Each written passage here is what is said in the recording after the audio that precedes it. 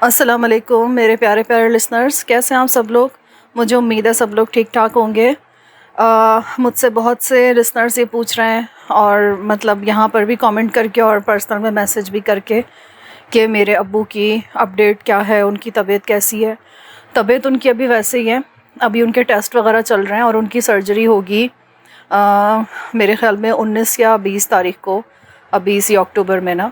تو جب ان کی سرجری ہوگی وہ تقریباً 10 گھنٹے کی سرجری ہوگی ان کی، اور اس سے پہلے پھر ان کو ایڈمٹ ہونا پڑے گا، وہ سب جو پروسیس ہوتا ہے ہاسپٹل کا۔ تو اس سلسلے میں پھر میں ان دنوں ہو سکتا ہے زیادہ بزی ہوں، اور لیکن آپ لوگوں کو اپڈیٹ ضرور کروں گی کہ آپ لوگ بھی بس دعا کریے گا پاپا کے لیے کہ ان کی سرجری سکسیزفل ہو جائے اور وہ ساتھ خیریت کے گھر آ جائیں۔ میں آپ لوگوں کو انشاءاللہ تعالیٰ اپڈیٹ کروں گی۔ ابھی میرے پاس جتنا بھی ٹائم ہوتا ہے نا تو میں آپ لوگوں کے لیے ریکارڈنگ کر رہی ہوں، ٹھیک ہے؟ تو اپنا خیال رکھیے گا اور میرے والد کو دعاؤں میں یاد رکھیے گا۔ اللہ پاک تمام بیماروں کو صحتیاب کرے، آمین۔ ایپیسوڈ 49۔ بھاٹیا کی کوٹھی سے نکل کر فاروق سیدھا اڈے پر پہنچا تو اسے دیکھ کر سب کھل اٹھے اور بھینچ بھینچ کر گلے ملنے لگے۔ اکبر تو باقاعدہ رو پڑا، ارے یہ کیا؟ بہادر بنو یار، میں صحیح سلامت تمہارے سامنے کھڑا ہوں، پھر آنسو کیوں بہاتے ہو؟ فاروق اسے بہلانے لگا۔ اللہ کا شکر ہے کہ اب صحیح سلامت لوٹا ہے، لیکن اتنے عرصے میں مجھ پر کیا گزری یہ تو بس میں اور میرا اللہ ہی جانتا ہے۔ مجھ خالی دامن کے پاس آپ کے سوا ہے ہی کیا؟ آپ ہی تو میرے جینے کا حوصلہ ہیں، ورنہ میں کہاں اتنے حوصلے والا تھا کہ سب کھو کر بھی جیتا رہتا۔ اکبر کے لہجے میں اس کے دل کی سچائی تھی، اور حقیقت بھی یہی تھی کہ اپنی محبوبہ پارو کو کھونے کے بعد وہ فاروق کی ہمدردی اور محبت کے نتیجے میں ہی خود کو سنبھالے ہوا تھا۔ میں تمہاری محبت کا شکر گزار ہوں، لیکن یاد رکھو اکبر، فقط کوئی ایک شخص چاہے وہ آپ کو کتنا ہی عزیز ہو، سب کچھ نہیں ہوتا۔ اللہ تعالیٰ نے انسانوں سے بھری یہ اتنی بڑی دنیا بنائی ہے تو اس کا کوئی سبب بھی ہے، ایک کے بعد ایک جینے کے سہارے وہ خود پیدا کر دیتا ہے۔ بس انسان کو اس کی مصلحت کو سمجھ کر تھوڑے سے حوصلے اور ہمت سے کام لینا پڑتا ہے۔ جو آپ کے لیے خاص ہے وہ ہمیشہ خاص ضرور رہتا ہے، لیکن اس کے ہونے سے زندگی کو مشروط کرنا اللہ کی نعمتوں کی ناشکری ہے۔ اس مالک نے انسان کو پیدا کیا ہے جو جینے کے اسباب بنانا بھی خوب جانتا ہے۔ میں تمہیں یقین دلاتا ہوں کہ اگر میں نہ بھی رہا نا تو اس اڈے کا ہر فرد تمہارا ویسے خیال رکھے گا جیسا میں رکھتا ہوں، بلکہ میں تو تھوڑا بہت لاپرواہ انسان ہوں، یہ لوگ تو مجھ سے بہت زیادہ ذمہ دار ہیں۔ کیوں جانی، ٹھیک کہہ رہا ہوں نا؟ اکبر کو سمجھاتے سمجھاتے وہ جانے سے مخاطب ہوا تو وہ دھیرے سے مسکرا دیا اور بولا، سب ٹھیک بولے تم فاروق استاد، پر یہ تو اپن بھی بولتا ہے کہ تمہارے کو گاڈ نے کچھ اسپیشل دیا، تمہاری والی بات کسی دوسرے بندے میں نہیں آ سکتی۔ فاروق زور سے ہنس پڑا اور اکبر کا شانہ تھپک کر منہ بسورے کھڑے گولو کی طرف متوجہ ہوا۔ تم کیوں دور دور کھڑے ہو بھائی؟ سب کی طرح پاس کیوں نہیں آئے؟ اپن کسی سے نہیں بولتا، سب لوگ اپن سے جھوٹ بولتا تھا فاروق بھائی کام سے گیا ہے، شام تک آ جائے گا، پر اپن سمجھ گیا تھا کہ سب گڑبڑ تھا۔ سب کو فاروق سے ٹوٹ کر ملتے دیکھ کر اسے سمجھ آ گئی تھی کہ اس سے اب تک جھوٹ بول کر بہلا جاتا رہا ہے، اس لیے اس نے منہ پھلا کر شکوہ کیا۔ فاروق کے بلانے پر وہ اس کے قریب تو آ گیا لیکن گلے نہ ملا۔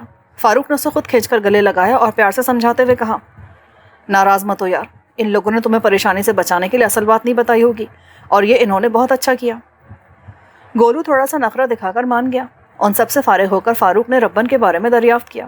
اتنا تو وہ سمجھ گیا تھا کہ ربن اڈے پر موجود نہیں ہے، ورنہ وہ بھی اس سے ملنے آ چکا ہوتا۔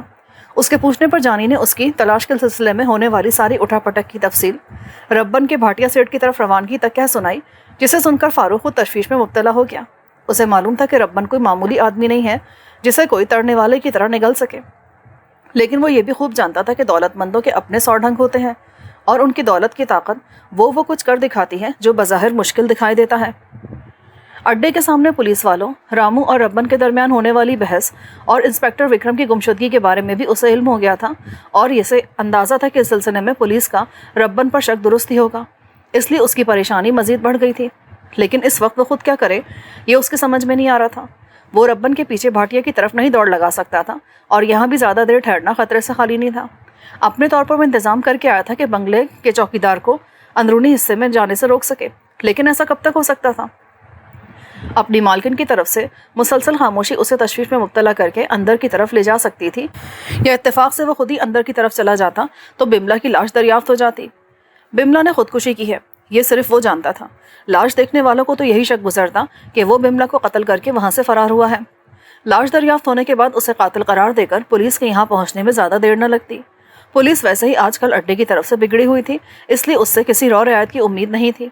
वो लोग उस पर कत्ल का संगीन मुकदमा बनाकर कड़ी से कड़ी सजा दिलवाने की कोशिश करते। ऐसी सूरत में उसकी बेगुनाही के सबूत और दलाइल पेश करने और रिहाई अमल में लाने के लिए रब्बन और वकील दोनों को पता नहीं कितने पापड़ बेलने पड़ते और वक्त मजीद उसके हाथ से निकल जाता। जूलियट के मुजरिम को आज़ाद फिरने के ख्याल से उसका सीना वैसे हर वक्त आग में जलता रहता था और उसे केफर किरदार तक पहुंचाए बगैर ये आग सर्द होने वाली थी भी नहीं। फारूक भाई, आप नहा धोकर कपड़े बदल लो, इतनी देर में सज्जू नाश्ता तैयार करता है। गोलू ने उसका बाजू हिलाकर उसे मुतवज्जो किया। नाश्ते की उसे ख्वाहिश नहीं थी, हालांकि उसने कल रात चांदबानों के यहाँ खाना खाने के बाद से कुछ भी नहीं खाया था। बिमला की कर्बनाक मौत ने उसके दिलो दिमाग पर अच्छा खासा असर डाला था और खाने के ख्याल से उसे उबकाई आ रही थी। हाँ, नहा कर हुलिया दुरुस्त करने का ख्याल अच्छा था। उम्मीद थी कि शायद इस दौरान रब्बन लौट आए, इसलिए उसने नाश्ते से इनकार करते हुए नहाने का इरादा जाहिर किया। गोलू हस्ब मामूल खिदमत के लिए सरगर्म हो गया। वो नहाकर फारिग हुआ तो हस्ब तवक्को रब्बन और रामू वापस आ चुके थे। वो रब्बन के सामने पहुंचा तो उसके चेहरे पर गहरी संजीदगी खंडी देखी। रब्बन उसके सलाम का जवाब दिया और किसी किस्म के सवाल जवाब के बगैर बोला, तू अपने साथ चल, तेरे को यहाँ रुकने का नहीं है। उसने फारूक को मोहलत दिए बगैर उसका हाथ थामा और बाहर का रुख किया। उसके अंदाज से जाहिर था कि उसे हालात की संगीनी का पूरी तरह इल्म है। उसकी मालूमात के जरिए का फारूक को भी दुरुस्त अंदाज़ा नहीं था। खुद उसने तो अभी तक किसी को कुछ नहीं बताया था और अपने गयाब के बारे में होने वाले इक्का दुक्का सवालात को भी नज़रअंदाज कर गया था। किसी ने ज़्यादा इसरार भी नहीं किया था कि उनके लिए सबसे अहम बात यही थी कि फारूक सही सलामत उनके दरमियान मौजूद है। कहाँ जाना है, कुछ बताओ तो सही, ऐसे बिना तैयारी के कहाँ लिए जा रहे हो? फारूक ने अपने अंदर होती उछाड़ पछाड़ से मजबूर होकर रब्बन से पूछ लिया। तेरे दुश्मन नहीं है, तेरा भला ही सोच रहे हैं। तेरा थोड़ा सामान गोलू से कहकर तांगे में रखवा दिया, बाकी बाद में जो चाहिए हो मंगवा लेना, बस अब इधर से निकलने का है। रब्बन ने ड्योढ़ी पर रुककर उसे उजलत में समझाया। पर क्यों? अपने पीछे बिमला की लाश छोड़कर आने के बाद भी पूछता है कि क्यों? रब्बन का लहजा चुपता हुआ था। फारूक तो सुनकर ही सटपटा गया।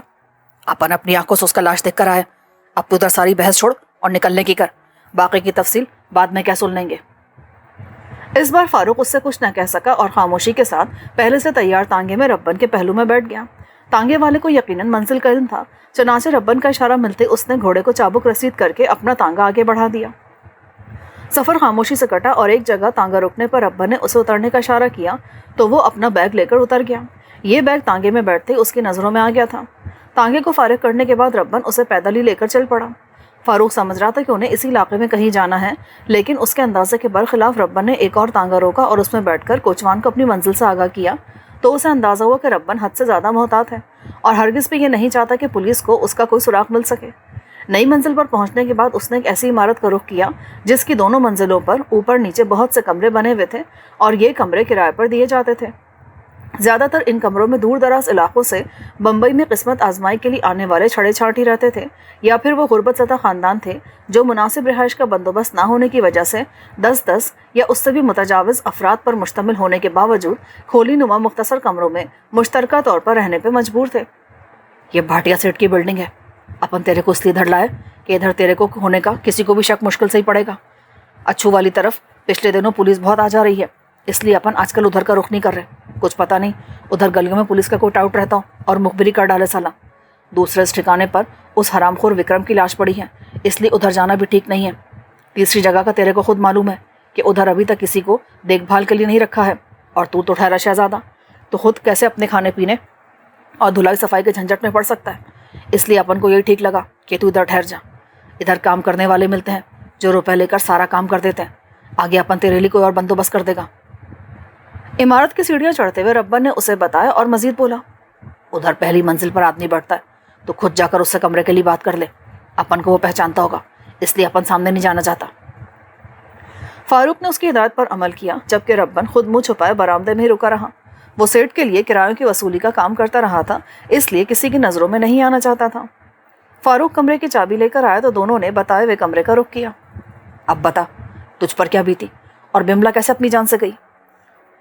छोटे से सीलन ज़दा कमरे में पहुंचकर गोया रब्बन ने सुकून का सांस लिया और उससे उसके बारे में दरियाफ्त किया।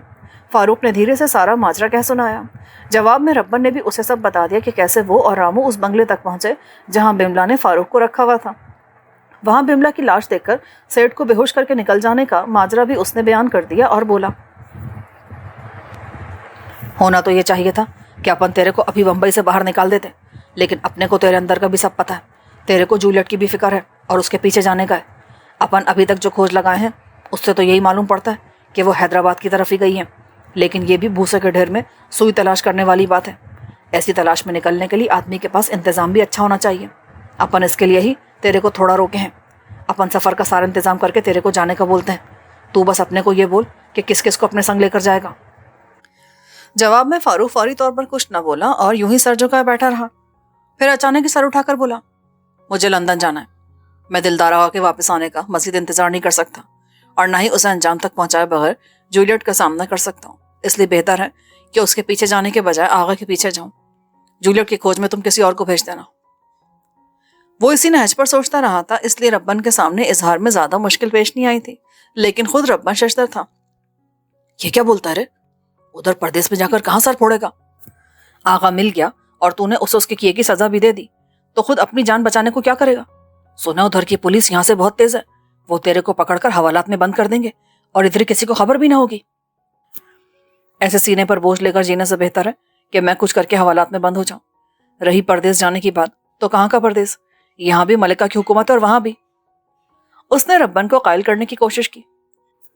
حکومت جس کی بھی ہو، دونوں طرف کے حالات میں فرق ہے۔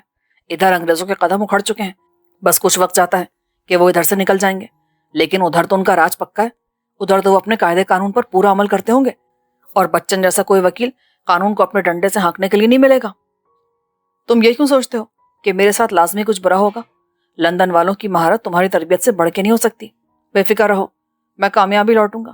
یہاں رہ کر گھٹ گھٹ کر جینے سے تو بہتر یہی ہے نا کہ میں ہاتھ پر چلا کر کچھ دیکھ لوں۔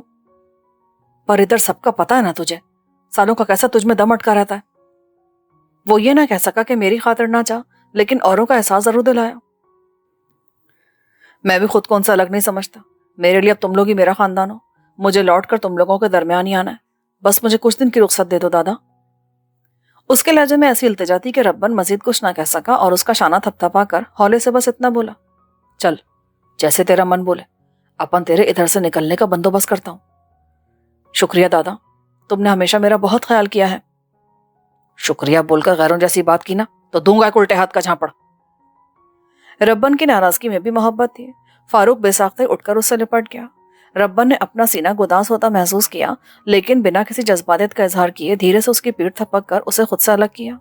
اس کا منصب اسے اظہار کی اجازت دیتا ہی کہاں تھا، البتہ فاروق سے جدا ہو کر جاتے ہوئے اس کے دل پر جو گزر رہی تھی اسے وہی جانتا تھا۔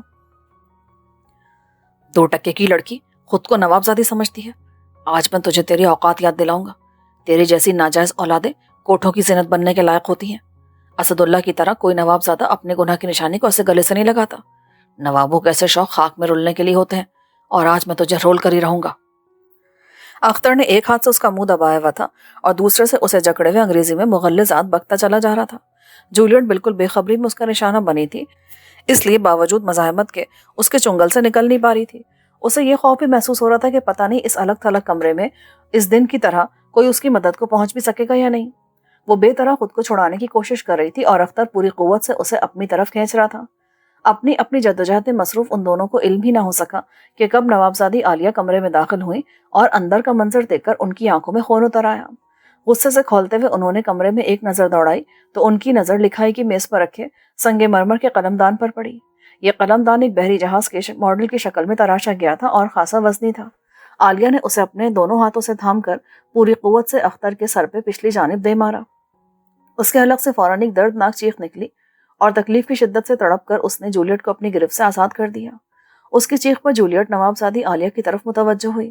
وہ قہر برساتی آنکھوں سے اختر کو گھورتے ہوئے دوبارہ اس پر حملہ آور ہو رہی تھی۔ جولیٹ کے دیکھتے ہی دیکھتے انہوں نے اختر کے پہلے سے مجروح ہو جانے والے سر پر ایک وار اور کر دیا۔ اختر جو پہلے وار کے بعد ڈگمگا رہا تھا، اس بار خود کو سنبھال نہ سکا اور تیورا کر نیچے گر گیا۔ جولیٹ نے دیکھا کہ اس کی کھوپڑی کا پچھلا حصہ کھل گیا تھا اور خون اتنی تیزی سے بہہ رہا تھا کہ نیچے بچھے قالین پر فوری طور پر ایک بہت بڑا دھبا نمودار ہو چکا تھا، لیکن عالیہ پر تو شاید جنون طاری ہو گیا تھا۔ اب وہ جھک کر اختر پر تیسرا وار کرنے کے لیے پر تول رہی تھی۔ جولیٹ نے گھبرا کر ان کے ہاتھوں کو جکڑ لیا۔ یہ کیا کر رہی ہیں آپ؟ ایسے تو یہ مر جائیں گے۔ ایسے گھٹیا آدمی کا مر جانا ہی بہتر ہے، جسے خاندان کی عزت و ناموس کا کوئی خیال نہیں، اور جو رشتے میں بھتیجی لگنے والی لڑکی کی عزت پر ہاتھ ڈالتا ہے۔ اس کا وجود اس حویلی کے لیے ایک بوجھ ہے۔ عالیہ اس کی گرفت میں بری طرح ہانپتی ہوئی ہذیانی لہجے میں بول رہی تھی۔ اختر وہ شخص تھا جس کے نام انہوں نے اپنی دوشیزگی کے سارے جذبات لکھے تھے اور جسے پانے کے لیے اپنی ذات کی سچائی تک کی قربانی دے ڈالی تھی۔ اگر اختر کے حصول کا معاملہ نہ ہوتا تو وہ کیوں کر جوزفین کے خلاف سازش میں شریک ہوتی؟ اختر کو پانے کے لیے انہوں نے ساری زندگی کی شرمندگی اپنے حصے میں لکھ لی تھی، اور جواب میں کیا پایا تھا؟ بے اولادی کا دکھ، شوہر سے طویل عرصے کی جدائی اور اس کی بے وفائی کے شکوک۔ کوئی انہیں بتاتا یا نہ بتاتا، وہ سمجھ سکتی تھی کہ اختر سنہری زلفوں کی چھاؤں میں رہنے کی خاطر ہی ہمیشہ لندن میں رہنے کو ترجیح دیتا رہا ہے۔ برسوں کا لاوا آج ایک ضرب لگنے پر پھٹ گیا تھا، اور محبت کی گہرائی سے جنم لینے والی نفرت نے اپنا رخ دکھا دیا تھا۔ میں مانتی ہوں کہ یہ شخص قابل نفرت ہے، لیکن ایک گھٹیا آدمی کے خون سے اپنے ہاتھ رنگ کر آپ خود کو کیوں مشکل میں ڈالتی ہیں؟ اس کے مرنے سے بات پولیس اور کورٹ تک بھی جا سکتی ہے، اور ایسا ہونے پر آپ کے ساتھ ساتھ اور بہت سے لوگ بھی تکلیف اور مشکل میں پھنس سکتے ہیں۔ جولیٹ نے ان پر سے اپنی گرفت کمزور نہیں کی اور بہت نرمی سے انہیں سمجھانے لگی، ساتھ ہی اس کی نظریں اختر کے وجود پر بھی ٹکی ہوئی تھی۔ نیچے گرنے کے بعد وہ 2-3 بار تڑپا اور پھر ساکت ہو گیا تھا، البتہ اس کے سر سے خون کا اخراج مسلسل جاری تھا، اور اب یہ خون قالین میں جذب ہونے کے بجائے ایک چھوٹے سے تالاب کی صورت میں اختر کے اطراف میں جمع ہوتا جا رہا تھا۔ یہ صورتحال تشویشناک تھی۔ اس نے عالیہ کو چھوڑا اور اختر کی دست درازی کے دوران الٹ کر گر جانے والی کرسی کو سیدھا کر کے اس پر انہیں بٹھاتے ہوئے نرمی سے بولی، آپ یہاں بیٹھیں اور پلیز میرے واپس آنے تک یہاں سے ہلیے گا نہیں۔ عالیہ نے کوئی جواب نہ دیا اور ٹک ٹکی باندھ کر اختر کو دیکھتی رہی۔ جولیٹ نے ایک بار پھر اختر کو دیکھا اور مزید تاخیر کو نامناسب خیال کرتے ہوئے تیزی سے باہر نکل گئی۔ وہ ایک ساتھ 2 سیڑھیاں پھلانگتی نیچے پہنچی اور سیدھی نواب سلیم اللہ کی خوابگاہ کا رخ کیا۔ وہاں طبی عملے کے 2 افراد کے ساتھ صفی اللہ اور اسد اللہ دونوں موجود تھے۔ جولیٹ کے اندر آنے پر دونوں اس کی طرف متوجہ ہوئے۔ اس کے چہرے کے تاثرات ایسے تھے کہ وہ دونوں ہی چونک پڑے۔ کیا بات ہے جولیٹ، آپ اور اس وقت؟ انہوں نے حیرت اور پریشانی کی ملی جلی کیفیت میں اس سے پوچھا۔ وہ اپنے والد کی وجہ سے بھی پریشان تھے، جن کی حالت لمحہ بہ لمحہ بگڑتی جا رہی تھی۔ ڈاکٹر اور نرس مسلسل ان کی طرف متوجہ تھے، لیکن کچھ دیر قبل ہی ڈاکٹر نے اسد اللہ کو ایک طرف لے جا کر انہیں یہ روح فرسا خبر سنا دی تھی کہ دوا جتنی دی جا سکتی تھی دی جا چکی ہے، اور اب قدرت کی رضا کے آگے میڈیکل سائنس کی شکست کا لمحہ قریب تھا۔ ڈاکٹر کی بات سن کر ان کے دل پر ایک قیامت گزر گئی تھی۔ اس کے باوجود انہوں نے حوصلے سے کام لیا تھا اور سب سے پہلے عالیہ کو زبردستی کچھ دیر آرام کرنے کے بہانے باہر بھجوا دیا تھا۔ اصل میں یہی وہ وقت تھا جب اختر جولیٹ کے پیچھے دبے قدموں سیڑھیاں چڑھ کر اوپر جا رہا تھا۔ عالیہ کو جولیٹ کے اوپر جانے کا علم نہیں تھا، لیکن انہیں اختر کا انداز مشکوک لگا، اس لیے کچھ لمحوں کے وقفے کے بعد وہ خود بھی اوپر پہنچ گئی اور اختر کو اس کے خطرناک ارادوں میں کامیاب نہیں ہونے دیا تھا۔ پلیز آپ میرے ساتھ آئیں، جولیٹ نے اسد اللہ کے سوال کے جواب میں سراسیمہ سے لہجے میں کہا، تو ان کے ساتھ ساتھ صفی اللہ بھی چونک گئے اور ان کے شانے پر ہاتھ کا ہلکا سا دباؤ ڈال کر انہیں جولیٹ کے ساتھ باہر جانے کا اشارہ کیا۔ انہیں شک تھا کہ نواب صاحب کی حالت کے پیش نظر کہیں اسد اللہ انکار نہ کرتے ہیں۔ بڑے بھائی کا اشارہ پا کر اسد اللہ باہر نکل گئے۔ آپ کو میرے ساتھ اوپر چلنا ہوگا۔ آپ بتاتی کیوں نہیں کہ مسئلہ کیا ہے؟ اس وقت ہم ویسے ہی بہت پریشان ہیں اور ابا جان کو نزا کی حالت میں چھوڑ کر کہیں نہیں جانا چاہتے۔ اوپر بھی اختر صاحب کی کچھ ایسی حالت ہے، اگر انہیں فوری طور پر میڈیکل ایڈ نہیں دی گئی تو ان کی جان بچانا مشکل ہو جائے گا۔ کیا مطلب؟ کیا ہوا انہیں؟ میں اوپر کمرے میں تھی، پتہ نہیں وہ کیسے وہاں گئے اور پہلے والی حرکت دہرانے کی کوشش کی۔ بائلک نواب ذاتی صاحبہ وہاں آ گئی اور انہوں نے پیچھے سے اختر صاحب کے سر پر کسی ہیوی چیز سے اٹیک کیا، جس کی وجہ سے ان کا سر پھٹ گیا اور بلیڈنگ ہونے لگی۔ میں انہیں بہت سیریس حالت میں چھوڑ کر آپ کو انفارم کرنے کے لیے آئی تھی۔ وہ ان کے ساتھ ساتھ چلتی انہیں حالات سے آگاہ کرتی جا رہی تھی۔ اس کی فراہم کردہ ان اطلاعات پر اسد اللہ کی پیشانی چکن آلود ہو گئی، تاہم انہوں نے زبان سے کچھ نہ کہا اور اپنی محبت کے گواہ کمرے میں داخل ہو گئے۔ کمرے میں عالیہ ابھی تک کرسی پر بیٹھی ساکت نظروں سے اختر کو دیکھ رہی تھی۔ اسد اللہ ان سے مخاطب ہونے کے بجائے اختر کی طرف بڑھے اور پنجوں کے بل نیچے بیٹھ کر اس کا معائنہ کرنے لگے۔ وہ بالکل ساکت پڑا تھا۔ انہوں نے اس کے دل کی دھڑکن اور نبض چیک کی۔ وہاں گہری خاموشی چھائی ہوئی تھی۔ انہوں نے ایک نظر وہاں بننے والے خون کے تالاب کو دیکھا اور کھڑے ہو کر سنجیدگی سے جولیٹ کو مخاطب کرتے ہوئے بولے، آپ عالیہ کو لے کر ان کے کمرے میں چلی جائیں اور ان کے ساتھ ہی رہیں، اس معاملے کو ہم خود دیکھ لیں گے۔ جولیٹ ان سے اختر کی حالت کے بارے میں پوچھنا چاہتی تھی، لیکن ان کے لہجے کی قطعیت نے اسے ان کی ہدایت پر عمل کرنے کے علاوہ کچھ بھی کرنے کی ہمت نہ دی اور وہ عالیہ کو اپنے بازو کے گھیرے میں لے کر نیچے جانے کے لیے روانہ ہو گئی۔ اسد اللہ ماتھے پر بل ڈالے کچھ دیر وہیں کھڑے رہے اور اس بات کا اطمینان ہو جانے کے بعد کہ اب وہ دونوں عالیہ کے کمرے میں پہنچ چکی ہوں گی، خود حرکت میں آ گئے۔ انہوں نے حویلی کے مردانے کی طرف جانے والی سیڑھیوں کا رخ کیا۔ ذرا دیر میں ان کی 2 وفادار ملازموں کے ساتھ واپسی ہوئی۔ ان ملازمین کے بارے میں انہیں یقین تھا کہ وہ اپنی جان دے سکتے ہیں، لیکن ان کی مرضی کے خلاف زبان سے ایک لفظ بھی نہیں نکال سکتے۔ ان کی ہدایت پر ملازمین نے اختر کو اٹھایا اور لے جا کر نیچے کی طرف روانہ ہوئے۔ اختر کے سر سے ابھی تک خون کے قطرے ٹپک رہے تھے، لیکن پہلے جیسی روانی نہیں رہی تھی۔ اسد اللہ کی ہدایت پر اختر کو ایک قریبی کمرے میں لے جایا گیا اور ایک ملازم ڈاکٹر کو بلانے کے لیے دوڑا۔ ڈاکٹر فوراً ہی آ گیا۔ اس نے اختر کا معائنہ کیا اور فوری اعلان کر دیا، ہی از نو مور۔ چوٹ بہت شدید ہے اور میرے خیال میں بہت زیادہ خون بہہ جانے کے علاوہ دماغ کے متاثر ہونے سے بھی ڈیتھ ہوئی ہے۔ کون ہے یہ اور کیا حادثہ پیش آیا تھا ان کے ساتھ؟ ڈاکٹر اپنے تجسس کو زبان پر لائے بغیر نہ رہ سکا۔ یہ ہمارے پھوپھی زاد بھائی اور بہنوئی دونوں ہی ہیں۔ شاید سیڑھیاں چڑھتے ہوئے پیر پھسلنے سے گر گئے اور سر پر چوٹ لگ گئی۔ سب لوگوں کے اپنے اپنی خوابگاہوں میں ہونے کی وجہ سے فوری طور پر ہاتھ سے قلم نہیں ہو سکا اور خون زیادہ بہہ گیا۔ اسد اللہ نے بجھے ہوئے لہجے میں ڈاکٹر کو بتایا۔ انہوں نے طے کر لیا تھا کہ یہی داستان ہر ایک کو سنانی ہے، اس لیے ملازمین کو پہلے سے ہدایت دے دی تھی اور وہ ڈاکٹر کی آمد کے بعد بصورت خون کے ان قطروں کو صاف کرنے کے لیے حرکت میں آ گئے تھے جو اوپر والے کمرے سے یہاں تک ایک قطار کی صورت میں چلے آئے تھے۔ بہت افسوس ہوا جان کے، میں بہت رنجیدہ ہوں کہ حویلی والوں کو ایک ساتھ دو اہم شخصیات کی جدائی کا صدمہ سہنا ہوگا۔ وہ چونک گئے۔